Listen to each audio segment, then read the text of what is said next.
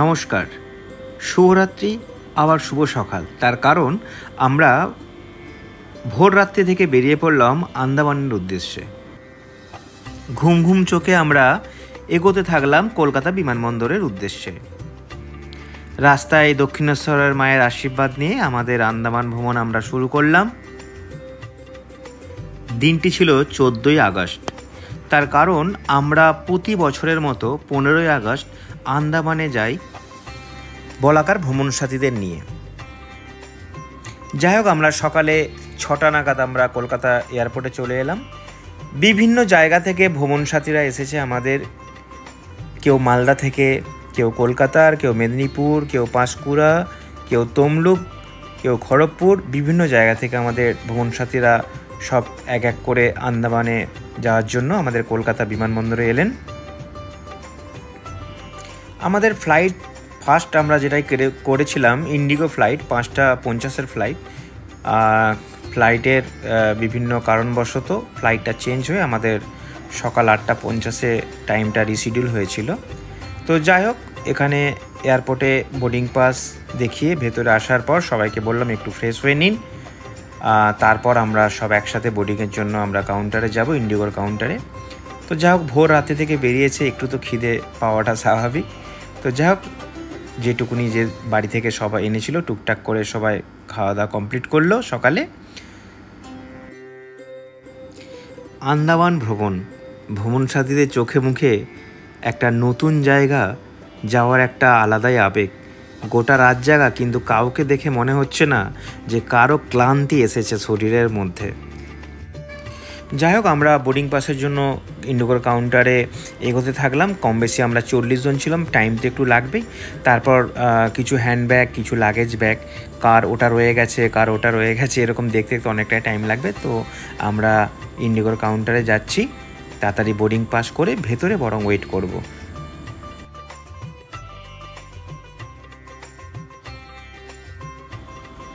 Boarding pass complete করে এবার আমরা ফ্লাইটের উদ্দেশ্যে, আমাদের গেট নাম্বার ছিল 19, আমাদের 8:50 ফ্লাইট ছিল। 8:05 থেকে আমাদের বোর্ডিং শুরু হয় ভেতরে এন্ট্রি করার।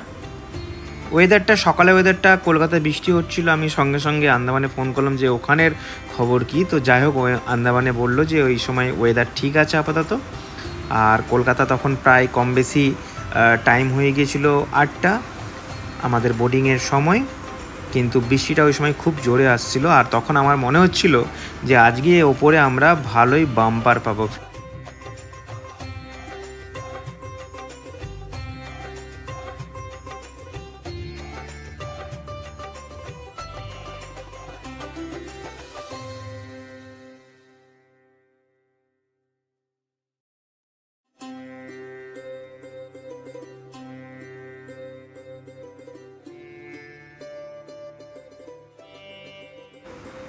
আমরা ছিলাম 40 জন, কিন্তু পিএনআর যেহেতু এক ছিল না, তো ছড়িয়ে ছিটিয়ে বিভিন্ন জায়গায় সিট পড়েছিল। কিন্তু আমাদের ভ্রমণ সাথীরা নিজেদের মতো করে একে অপরের সিট চেঞ্জ করে ফ্যামিলি ওয়াইজ আমরা সেইভাবে ফ্লাইটে চড়ে বসলাম। দেখতে দেখতে একদম 8:50 ঘড়ির কাঁটায় আমরা কলকাতা থেকে বেরিয়ে পড়লাম আন্দামানের উদ্দেশ্যে। কম বেশি 2 ঘন্টা 10-15 মিনিট লাগে। আমরা 11:05 নামবো ফ্লাইটের টাইম অনুযায়ী। তো যাই হোক, সারা রাত জাগা, আর আমার তো বিশেষ করে আর শরীর বইছে না, একটু তো ঘুমোতেই হবে। তাই চেষ্টা করলাম একটু চোখ বন্ধ করে ঘুমোনোর।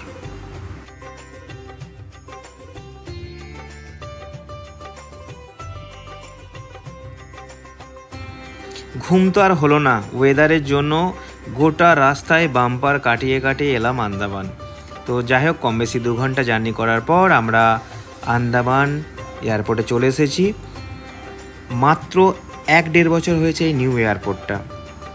তো আমরা এয়ারপোর্টে নেমে আমরা লাগেজ সংগ্রহ করছি। আমাদের জন্য বাইরে দুটোই টেম্পো ট্রাভেলার ওয়েট করছে আমাদের হোটেল নিয়ে যাওয়ার জন্য। এয়ারপোর্ট থেকে মাত্র 10 মিনিট দূরত্বে আমাদের হোটেল, একদম সেলুলার জেলের সামনে। নামার পর ওয়েদার একদম ঠিকঠাক, কোনো চিন্তার কারণ নেই। যেটা ভয় পাচ্ছিলাম যে কলকাতার এই ওয়েদার এখানে কি হবে, তো নামার পর দেখলাম যে ওয়েদার একদম ঠিকঠাক আছে।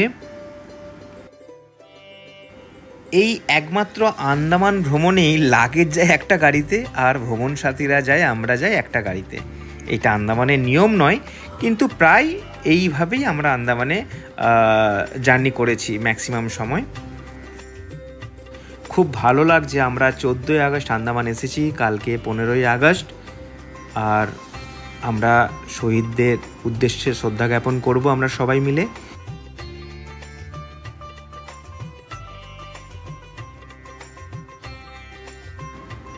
আমরা এয়ারপোর্ট থেকে বেরিয়ে কম বেশি আগেই বলেছি 10 মিনিটের দূরত্ব, হালকা বৃষ্টি নেমেছে। তো আমরা এসে পৌঁছালাম আমাদের যে নির্দিষ্ট ঠিকানা কয়েকটি দিনের জন্য, সেই ঠিকানায়। হোটেলে আসার পর আমি বললাম যে আমি রুমগুলো রেডি করছি, সকালের হালকা টিফিন ছিল রেডি, তো বললাম আপনারা ততক্ষণে টিফিন সেরে নিন, চা খেয়ে নিন, আমি রুমগুলো আপনাদের রেডি করছি, কাকে কোন রুমটা দেবো। আর রুম দেওয়ার পর সবাইকে বললাম একটু ফ্রেশ হয়েই আমাদের দুপুরের লাঞ্চটাও সেরে নেবেন, তার কারণ আমাদের রান্নার খাওয়া দাওয়া দুপুরে রেডি ছিল।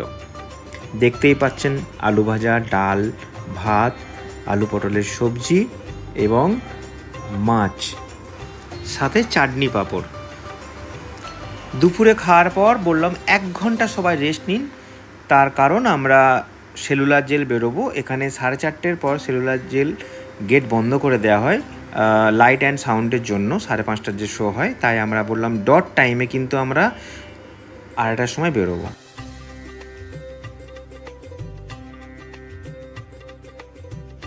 খাওয়া দাওয়ার পর আমরা একটু রেস্ট নিয়েই আমরা বেরিয়ে পড়লাম সেলুলার জেল। মাত্র 2 থেকে 3 মিনিট গাড়ির পথ।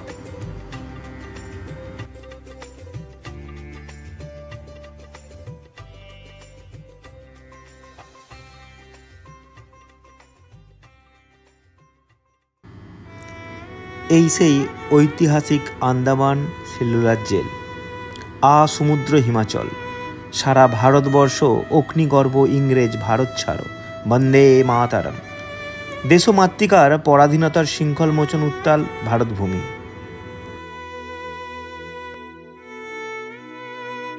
জীবনে এই বছরের 15ই আগস্ট যারা এসেছেন এই মুহূর্তে এই পবিত্র দ্বীপে, তাদের কাছে এবারের 15ই আগস্ট একটা আলাদা ঐতিহ্যপূর্ণ একটা ইতিহাস হয়ে থাকবে। কেন?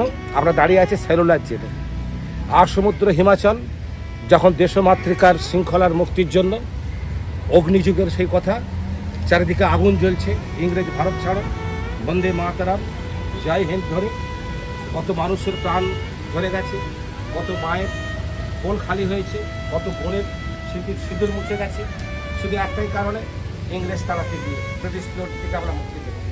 এই সেই সেলুলার জেল যেখানে স্বাধীনতা সংগ্রামীদের 7 সমুদ্র 13 নদী পার করে এই জঙ্গলে দ্বীপান্তরে ছেড়ে দিয়ে, এই সেই জেলখানা, যেই জেলখানায় মুক্তির মন্দির ও সফলতালে কত প্রাণ হলো বলিদান। এই সেই জেলখানা যেখানে, যে জেলখানার অত্যাচার দেখেন কবি নজরুল লিখেছিলেন, কারণ এই রৌহ কপাট ভেঙে ফেল কর্ণে লোপাট। কত অত্যাচার, কত নির্মম নির্যাতন, শেষে ফাঁসির মঞ্চে তারা প্রাণ দিয়ে গেছেন। এই সেই সেলুলার জেল। আজকে আপনারা সেই ফাঁসির মঞ্চ দেখবেন, ফাঁসি দেওয়ার আগে যেখানটা স্নান করা তো সেটা দেখবেন। একটা ছোট্ট পায়রার মতো খোপে কীভাবে নির্মমভাবে দিন কাটতো, কি নিদারুণ কষ্ট দিন কাটতো বিপ্লবীদের, সেই কক্ষ দেখবেন। যাদের ফাঁসি হয়েছে তাদের নাম সে তো মর্মরে আজও লেখা আছে, বেশিরভাগ বাঙালি, সেটাও দেখবেন। সারা জেল চত্বর ঘুরে দেখবেন। তার আগে আসুন আমরা শহীদ স্মরণে আপন মরণে রক্ত ঋণ শোধ করার আহ্বান জানিয়ে আমরা জাতীয় সঙ্গীতের মাধ্যমে সেই শহীদদের উদ্দেশ্যে শ্রদ্ধা জ্ঞাপন করি। কেমন? আমরা জাতীয় সঙ্গীত শুরু করব। ভারত ভাগ্য বিধাতা, পঞ্জাব সিন্ধু গুজরাট মারাঠা দ্রাবিড় উৎকল বঙ্গ, বিন্ধ্য হিমাচল যমুনার গঙ্গা, উচ্ছল জলধি তরঙ্গ, তব শুভ নামে জাগে, তব শুভ আশিস মাগে, গায়ে তব জয় গাথা, জনগণ মঙ্গল দায়ক জয় হে, ভারত ভাগ্য বিধাতা।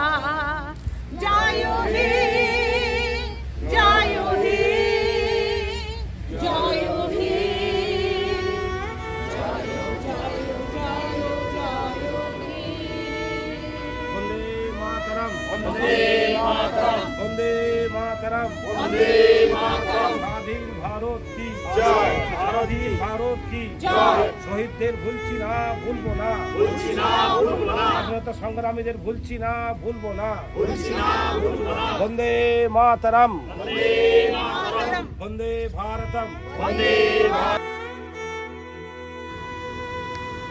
ঘর ছেড়ে রাজপথে অত্যাচারী ইংরেজ সরকার, কি নির্মম নিষ্ঠুর পৈশাচিক অত্যাচার।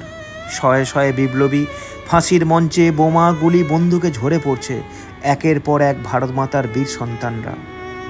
স্বাধীনতা সংগ্রামীদের জাহাজে চাপিয়ে নিয়ে যাওয়া হচ্ছে দ্বীপান্তরের উদ্দেশ্যে। সেই সময় 7-8 দিনের সমুদ্রপথ, চারিদিকে শুধু জল আর জল, হাতে পায়ে দড়ি বেঁধে খেতে না দিয়ে কি নির্মম অত্যাচার। জলপথেই কত বিপ্লবী মারা গিয়েছে, প্রাণহীন দেহ ছুঁড়ে ফেলে দিয়েছে এই সমুদ্রে। এরপর সেই দ্বীপান্তরের নরকবাস, সাপ খোপ বিষাক্ত পোকামাকড় জন্তু জানোয়ার, সাথে আছে ভয়ঙ্কর হিংস্র জানোয়ার দল।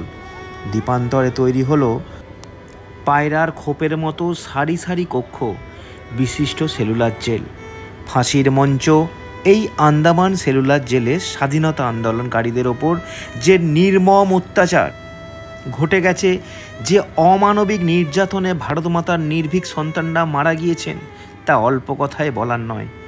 আজ স্বাধীন ভারতের এক জীবন্ত তীর্থ হলো এই আন্দামানের সেলুলার জেল। প্রিয় বন্ধুরা, সবাইকে শুভেচ্ছা।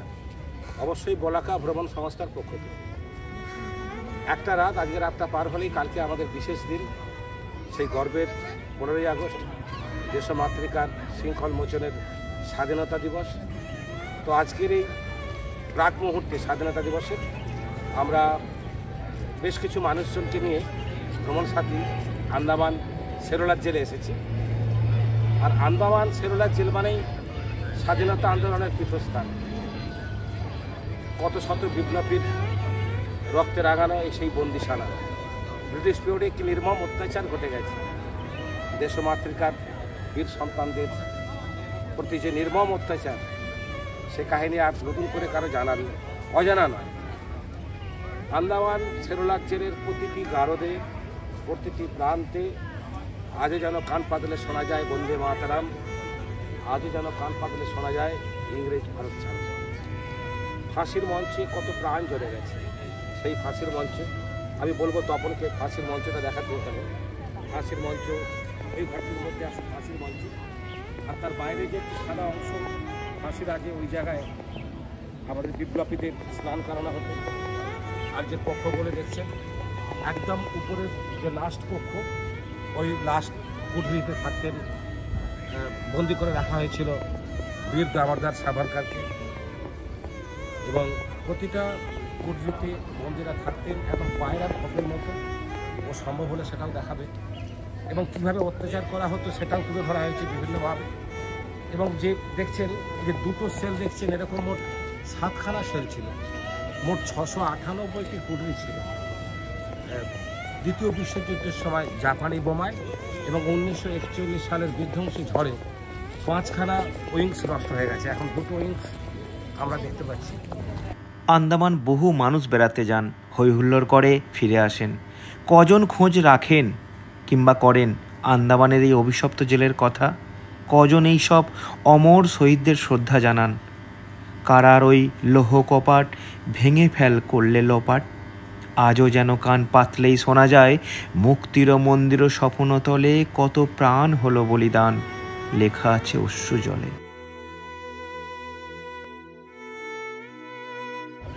আমি কিন্তু বেশি বুঝি এটা বলছি না, আজকেই নয়, আমি আজ প্রায় 25 বছর আন্দামানে আসছি। এই আন্দামান সেলুলার জেলে যে পোশাক পরে ঘুরে বেড়াচ্ছি, কিছু ছেলে, বিশেষ করে মেয়েরা, সামান্য একটু পোশাক যেন একদম ওই পোশাকটাও খুলে ফেললে ভালো হয়। অনেক মন্দির আছে যে মন্দিরে এরকম ল্যাংটো হয়ে ঢোকা যায় না, অসভ্য ড্রেস পরে ঢোকা যায় না, অনেক মন্দির আছে। এই সেলুলার জেলেও উচিত যে অন্তত ভদ্রস্থ পোশাক পরে আসুক, নাহলে শহীদদের অপমান করা হয়। যাই হোক, আজকের এই শুভ দিনে এবং বিশেষ গুরুত্বপূর্ণ মুহূর্তে আপনাদের সবাইকে বলাকা ভ্রমণ সংস্থার পক্ষ থেকে, আমার পক্ষ থেকে সংগ্রামী অভিনন্দন। বন্দে মাতরম, জয় হিন্দ, স্বাধীন ভারত জিন্দাবাদ, ভারত মাতা কি জয়। সবাই ভালো থাকবে।